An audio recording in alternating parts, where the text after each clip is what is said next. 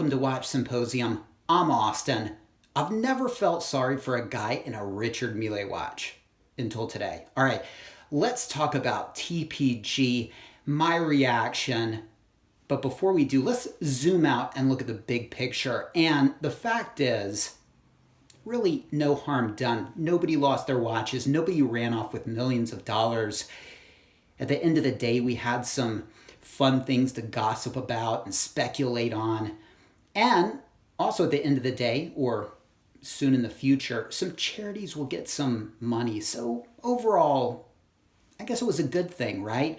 But was it a good thing for the Timepiece gentleman and his boys? Well, if the ratio of dislikes to likes are any indication, not really. Over 50% dislikes, something like 4.7 thousand dislikes to 4.2 thousand likes. So the punters aren't having it. And perhaps they feel like this was a bit of a, what's the word? Virtue signal? You know, it's a fair criticism. It's something to point out. Was there some manipulation going on? Absolutely. You know, it all really stemmed on that article, and I'll put a link in the description. And you have to wonder if TPG was behind that in some way. If not, all right, but I have a sneaking suspicion maybe. And if so, then that is really manipulating things, because they're kind of coming out and saying, well, look, we just went dark for a while and everybody just went wild speculating. No, it all stemmed from that article. And it's not to say many people didn't do their due diligence. They didn't, but the article planted the seed of them running off. And it was I think it was a Dallas-based watch guy. So I think the assumption was he maybe knows something we don't. So I think my real question is, did TPG have any say in that article or any hand in that article? And if so, that really sort of is manipulating things. And the whole thing really was about manipulation. Now, on a side note, I don't know if we're really hearing the whole story. I mean, I don't know if this whole going dark and you know, this weird kind of social experiment, I guess, I don't know if we're really hearing the whole story, okay? But anyway, if we are, and I guess we can just assume that we are, I just don't think it worked out the way they thought it would work out. I think they thought it would come back and sort of be heralded as heroes. And look, it really is hard to criticize a stunt like this when there's charities involved. But people don't really like manipulation, and there was a lot of that.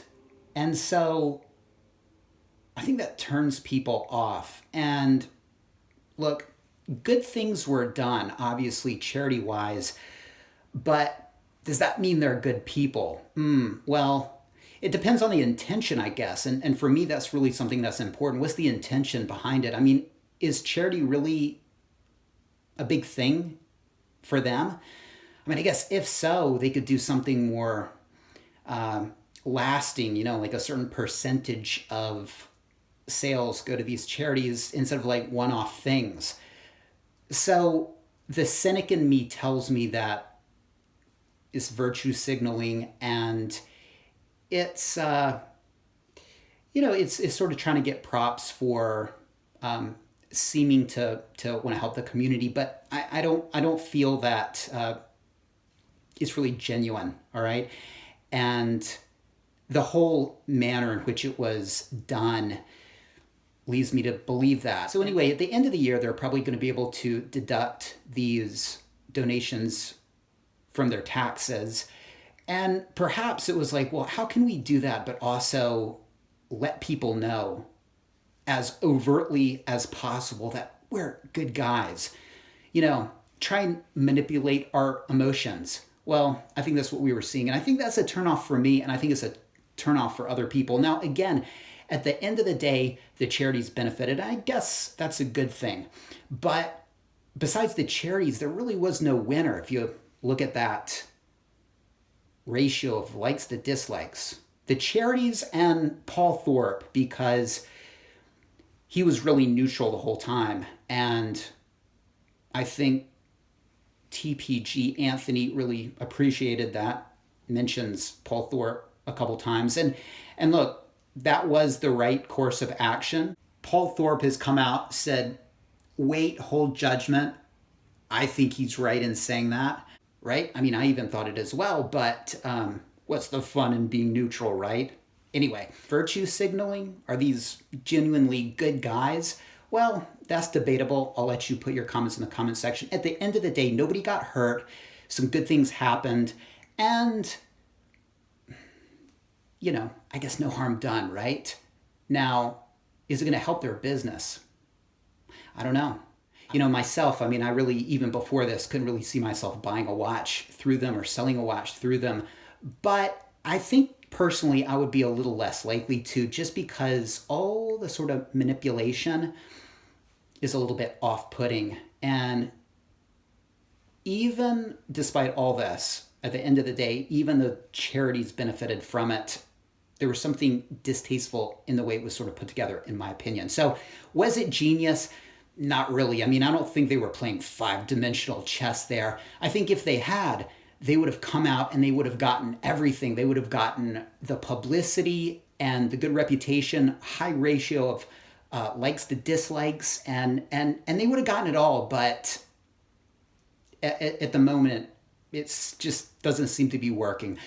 But anyway, they're back, and going forward, you can enjoy their content and a bit of gossip. And I guess, you know, every now and then, just looking at these little machines and watches and talking watches, maybe it's not enough for us. We like the drama. We like the humanity and the you know, the soap opera. And just looking at a watch review, you don't get any of that. And so maybe it's kind of nice. Anyway, let me know what you think. Take care. Thanks for watching.